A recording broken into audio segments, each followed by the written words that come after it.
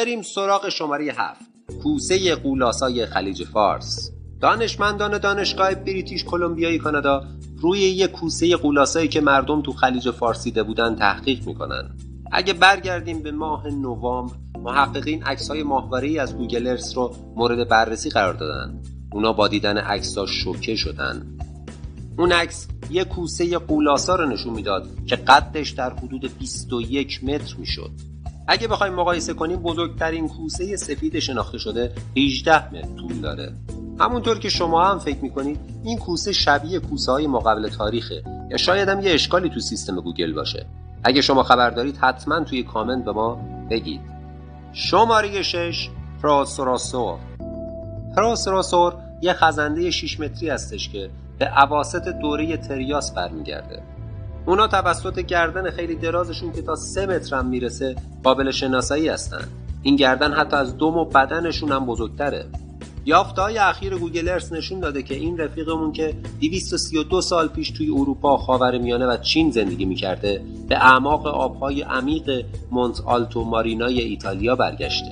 عکس گوگل ارثی که توسط یکی از کاربران ناشناس فرستاده شده یه چیزی شبیه به پروسراسور رو نشون میده. از اونجایی که این شکل حدوداً واقعی به نظر میاد، چرا چنین کشف خفنی توی صفحه اول اخبار قرار نگرفته؟ واقعاً عجیبه نیست؟ بعضی از بیننده‌ها میگن که ممکنه ادیت شده باشه یا سایه بالای اون باعث شده اینجوری دیده بشه. شما چی فکر میکنید؟ شماره 5. هیولای لاخنس. میخوام قول بدم که قراره یه دنیای جدید با لپتاپتون ببینید. اما آیا گوگل ارث میتونه علایق ما رو از اعماق دریا به هم بریزه؟ یه هوادار این چیزا ادعا کرده که تونسته یه هیولای لاخنس افسانه‌ای رو توسط یه نگهبان ماهواره‌ای از امنیت مجازی جهان به نام جیسون کوک پیدا کنه. اون مدعیه که یه شکل مستطیلی 20 متری که دارای بالا و اینجور چیزا هم هستش رو توی هایلند اسکاتلند دیده. جیسون میگه که اون یه هیولای لاخنس هست. خیلی‌ها معتقدن که هیولای لاخنس یک پیلارسور دوزیست هستش که به اوایل دوره ژوراسیک برمیگرده و همه معتقدن که منقرض شده. بعضی از ادعاها بر مبنای یه فسیل کشف شده از لاخنس هست که نشون میده این پیلارسور در لاخ زندگی میکرده. حالا با استفاده از یک عکس گوگل ارث خیلی‌ها علاقه‌مند شدن که روی این پروژه کار کنن، که البته این پروژه لیاقت بررسی شدن هم داره. هیولای لاخنس از سال 1993 نقل مجلس محققا بوده و خیلی داستان‌ها و موضوعات در موردش نوشته شده. البته هنوزم به صورت یه پدیده غیر قابل باور، اونم بعد از 80 سال باهاش برخورد میشه. شماره 4. کوسه آهوی. هیچی جز این عبارت مسخره آروم باش لیورپودلین برای وقتی که یه کوسه هیولا توی شهر آلبرت داک در سال 2010 دیده شد نمیتونه آرومت کنه. دوباره با استفاده از گوگل ارث یه شکلی دیده شده که شبیه یه کوسه در حال حرکته که یه زنگ هشدار رو به صدا در آورده.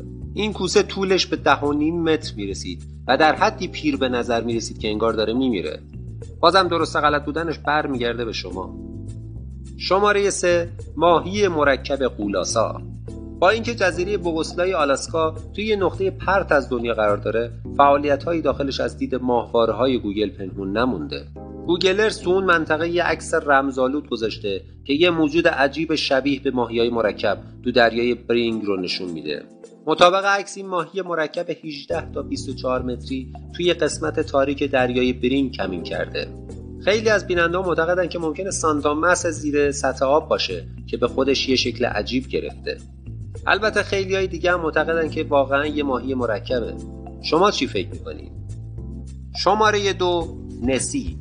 دریا پر از رمز و رازه و خیلی از موجوداتی که توی اون زندگی میکنن هنوز توسط ما انسان‌ها شناخته نشدن. عضو بازنشسته شورای شهر یه نقطه رو روی گوگل مپ نشون داده که شدیداً شبیه نسی هستش. تصویر 3 تا برآمدگی مشکی رو نشون میده که دارن توی آب حرکت میکنن. شکل و پوشش این برآمدگی‌ها ما رو یاد هیولای لاخنس میندازه. داستان هیولای لاخنس اولین بار 1500 سال پیش گزارش شده. این گزارش توسط یه راهبه که در نزدیک شمال ورنیس اسکاتلند بود بیان شده.